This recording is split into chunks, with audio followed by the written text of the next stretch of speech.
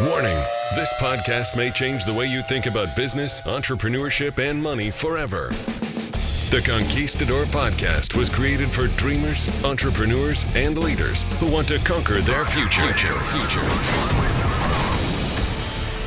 To be an epic entrepreneur, you must adopt the right mental paradigms as well as master the art of selling, marketing, and finance.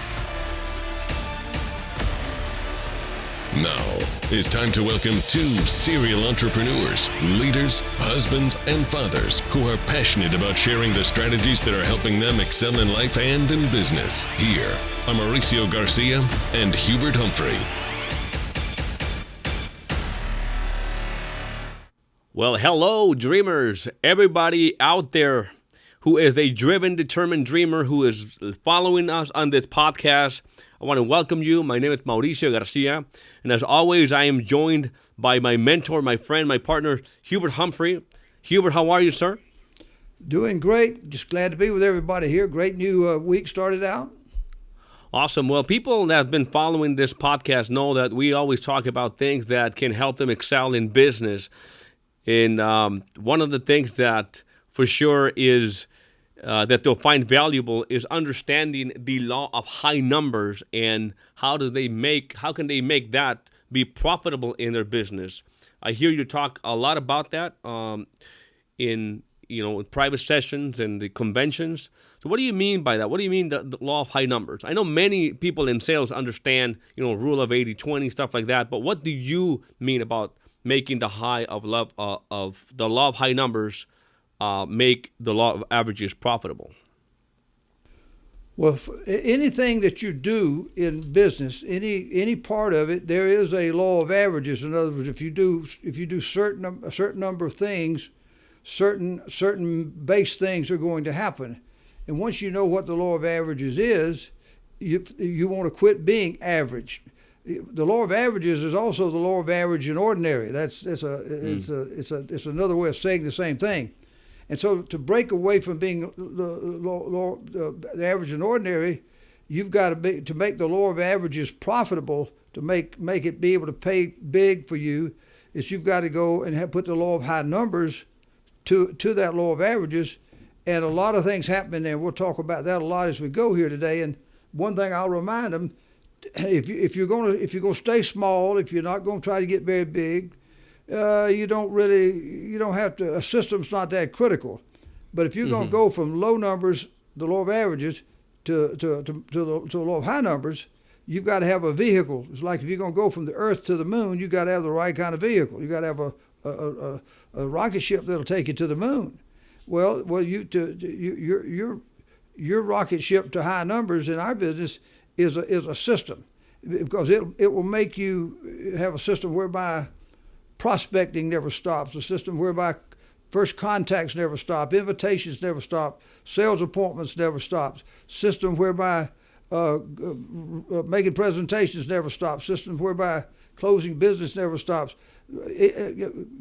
Every piece of your business plan, you have to have a system to make sure it never stops, so you can have that rapid, relentless repetition that will over and over. It's the key. It's how many over and over and overs you can have, and a system causes you to keep doing those repetitions and compounds enough to where the high numbers work. Yeah. And to do it, one of the things that I like to talk about, and I call it the magic of dud power.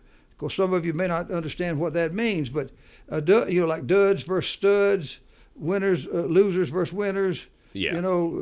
That's sort of what I'm saying here. Average and ordinary versus great, kind of a comparison. A dud is sort of more of an American slang, and some of the ethnic people may not quite get the dud part. But if you were trying to put some batteries in your flashlight, and all of a sudden it didn't light up, you say, "Man, those batteries are duds," meaning they're weak, they don't work. So. What I learned a long time ago, when I first started in AOE, was what I call the magic of dud power.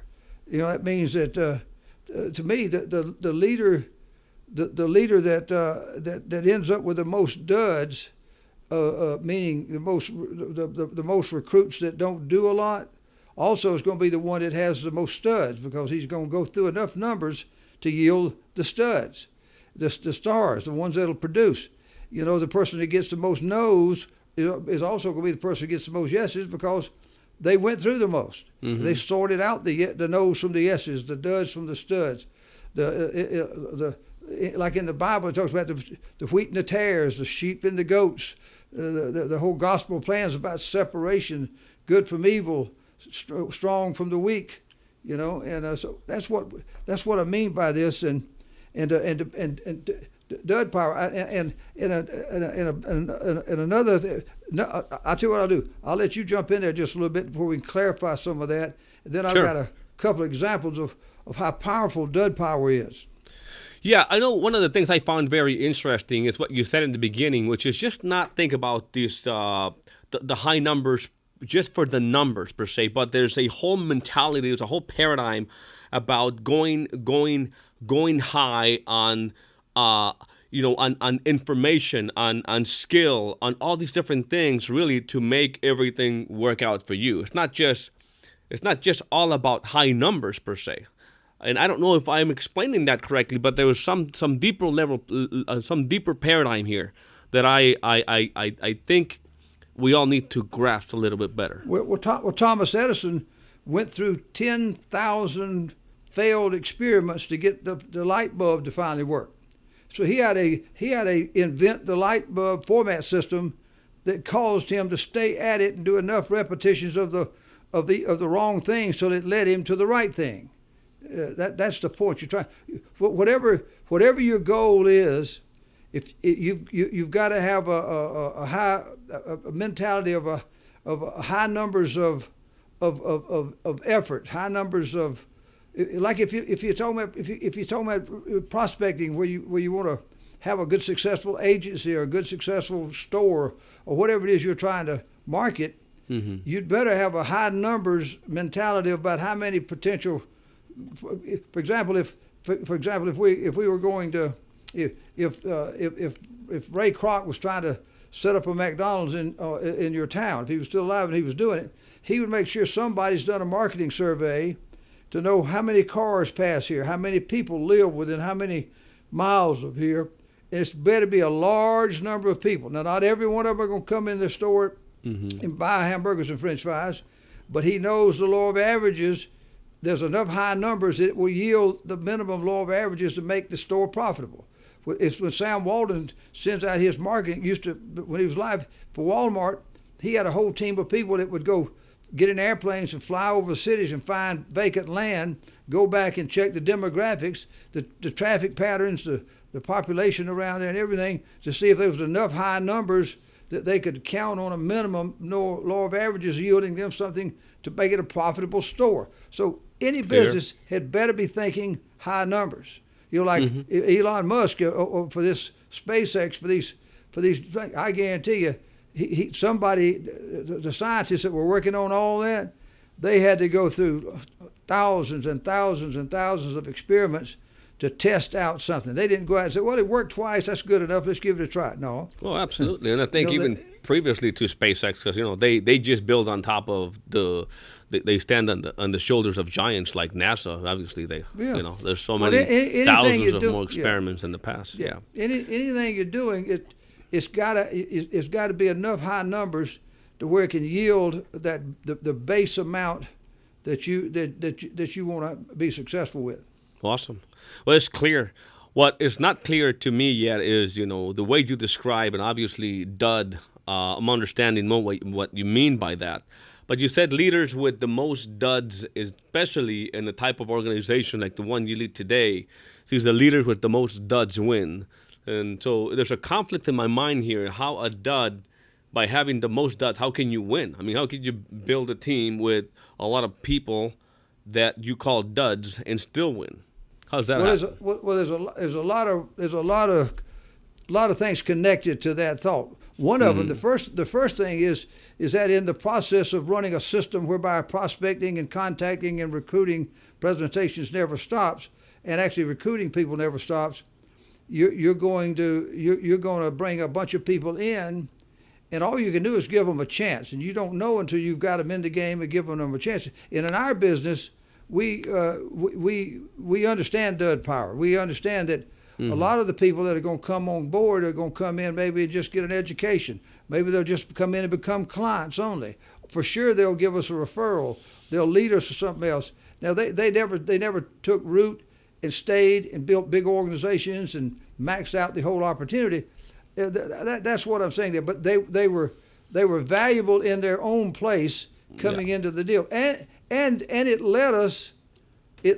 We had to go through X number of people to find that stud, that winner, and it had to go through another group and another group. So the process of finding the duds, it brought you the studs. The process of making all these failed experiments gives me the successful experiment. So it's like when you're mining, right? You're mining for gold. You get a lot of this dirt, and there's no gold in there. One of the things I found really interesting, and I apologize for interrupting, is just that you always mention and you refer and you give credit to Art Williams, right? The founder of A.L. Williams, and how the person who recruited him was a dud, and then the person who recruited you was a dud, and then the person who recruited one of the superstars in your current company was a dud because they faded. I mean, they quit, but they left. They got to people like you, like to Art, to Aki. Yeah. Well, you got this almost all the great superstars that I know in the big A.L. Williams, which is Primerica today, out of the several million people that were recruited into that business in the last 40 years, and then in our World Marketing Alliance, which is now World Financial Group, Transamerica, and the millions that have come through that. It's a system whereby you bring a lot of people, you see a lot of people.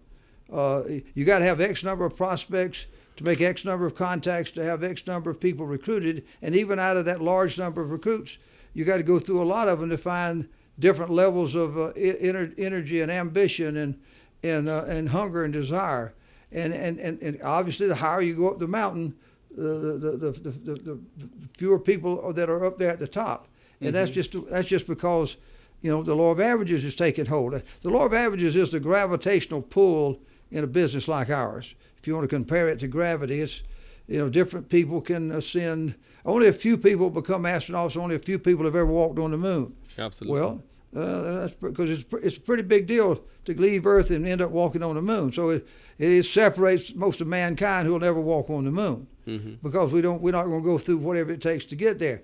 But getting back to what I was doing,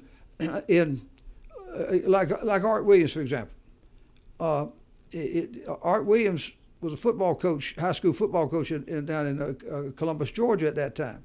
Mm-hmm. And his cousin, Tommy Harrison, who was a CPA out of Tallahassee, Florida, had come over to see him for some family something, and proceeds to tell him about this concept of bi-term investor difference, et cetera. Ends up getting him interested in it, tells him about a little company, I think it was ITT Financial or something at that time, and he gives it a try, likes the concept. He had a little emotional connections to it because his father died early, and he understands that he could have had a lot more coverage if he had term. So he tries it part-time. That leads him a couple of years later to he gives up coaching and he goes in there and builds what was the early stages and later became A.L. Williams, and that's when I met him and joined him when he broke away from Waddell Reed, formed A.L. Williams with just a little small group of people. He had about 85 that came with him, about 30 that were real energetic.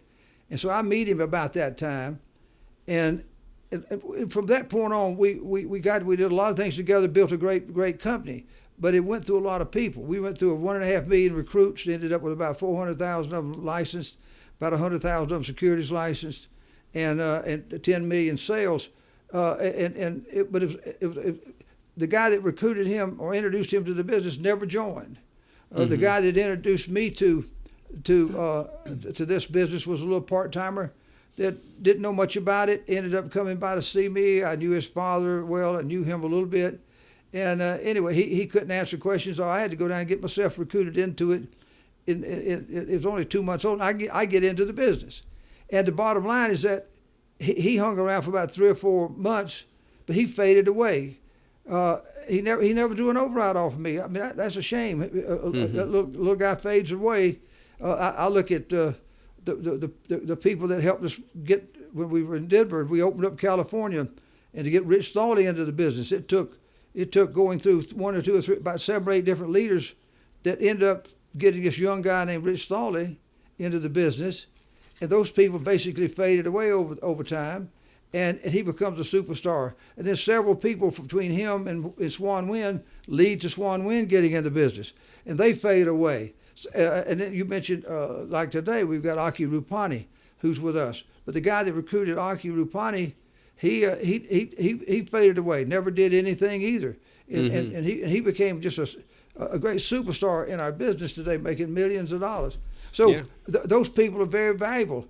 You have to go through, you have to taproot, if you will, through these people's connections and referrals, and you have to have a system to go from the low numbers to the high numbers. Yeah, high numbers make law of averages profitable. That's right. And then it just gets repeated over and over and over again, and so that's what we talk about when we do it. So in this business, because there may be people obviously thinking, and they're on the up paradigm that they need to bring the most talent that is out there in order to be able to win, and that's probably true, and it depends on the model of business, right? But in building this financial services distribution that you're building now, it's not prejudging, right? Like you just make the opportunity available to most people that will result in being duds, but they are the ones that will gonna get you to the studs. So that's why you've got to operate with that mentality and that paradigm, which is high numbers, and let the system sort them out. Well, and all those so-called duds are very valuable, because 90% of them end up having a needs analysis done on them. They end up buying our products. They end up referring us to other people, leading us to other people who buy our products, and some of them stay in the business, some don't. So they're not dud human beings, and they're not dud with no value at all. It's just that they don't become the big recruiters, the big super team builders, the big $1 million earners. I don't think we're trying to offend them with saying dud necessarily. It's just a way to describe that they're probably going to be people that aren't going to really go all in and be as aggressive as the studs are to build something big, and eventually they'll fade and they'll be chasing maybe other opportunities.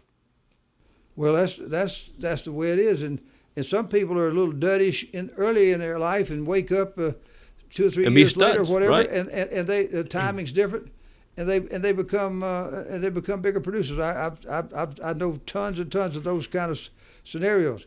But anyway, that's the thing I'm talking about with the law of averages. The number one thing. Now, if I was out trying to manufacture a spaceship that would take people to the moon, well, I would not want duds. I would want now you'd have to go through a lot of resumes to pick out the resume of the scientists that you want to have come to work with you, but you don't want any of them to be duds. You don't want any of them to be done. But you do have to go through a high number of resumes and interviews to get the ones that you think got the capabilities of doing what you want to do. All of them were good. So it's just a way of saying you got to go through a large number of anything to get the successful things that you want to build your business with. Yeah, I guess that once you really look at it, it's just the studs that are ones that are truly the ones that are leading the organizations, are the ones that are leading the movement. Just like if you were describing, companies that are building, rocket ships. Well, maybe there's part of the system who's going through the school system, right? Who's advancing with the best grades per se, who's really got the resume, the experience to be able to lead quite a project. So they still have to go through a lot of duds to be able to, end with the studs. Like an athletic team, a football team or a baseball team or a basketball team, when they start out the preseason, they got different teams have different numbers. So let's say they have 50 or 60 people can come to camp. Well, by such and such a date, they've got to go put them through the drills, and they got to make the first cut. and then boom, they get rid of 10 of them. Then they go down to 40. Then they go through another cut, and they get rid of another 10 or 15. And they got to be down to the top 20 or 25 by the end of spring training, so they start the season. So they were going through lots of people, putting through the drill, testing them to see who the duds were and who were the studs. He was a football coach, so that was a big term used in the football world, and I think it's a great analogy for anybody to just get that mentality. Don't think just because you went out and recruited a couple of people, or you did a couple of tests, or you did a couple of just a few things, that you're going to get lucky and you're going to hit success. You got to be prepared to go through a lot of repetitions of make some high numbers work for you to yield any good thing. That's the way it is. It's like trying to change your habit. If you had a bad habit, or if you were trying to change your whole body shape, if you were way overweight and you wanted to lose weight, or if you wanted to develop muscles, you don't just go out and do it once or twice and get big muscles or lose a lot of weight. You got to go through a lot of these repetitions of anything to get yourself more healthy, to get yourself stronger. It's all about repetitions. Repetition is the mother of skill, and repetition will yield you the success you're looking for, because you get better and better and better and better. You find more and more of the things that don't work, so you're quickly getting that much closer to the things that do work. That's the mentality that I want to make sure people understand. Awesome. Well, we'll wrap it up with that analogy. I think that pretty much sums up the importance of how to make the law of high numbers make the law of averages profitable. So I want to make sure that everybody understands that to get this type of value, there's a lot of podcasts that have been obviously created over the last few months. So go back. I invite you to go back and listen to some of the old episodes so you can get all the value from 40 years of successful entrepreneurship from the great Hubert Humphrey here, and make sure that you share that. And remember that this podcast is made possible thanks to the sponsorship of Hegeman Group International. If you want to be part of the best opportunity in America today, you have to check out HEI Opportunity. There is this window of opportunity that you need to take advantage of. And as I always say, if you want to be in the right vehicle, well, the right vehicle today is the HEI Opportunity. So check out the whole presentation by going to HEIopportunity.com. That is HEIopportunity.com, and take advantage of that window of opportunity that is about to close if you don't take action as quickly as you can. So HEIopportunity.com, and we'll see you at the Net Podcast. Hubert, see you next time. All right, take care. Warning, this podcast may change the way you think about business, entrepreneurship, and money forever. The Conquistador Podcast was created for dreamers, entrepreneurs, and leaders who want to conquer their future. To be an epic entrepreneur, you must adopt the right mental paradigms as well as master the art of selling, marketing, and finance.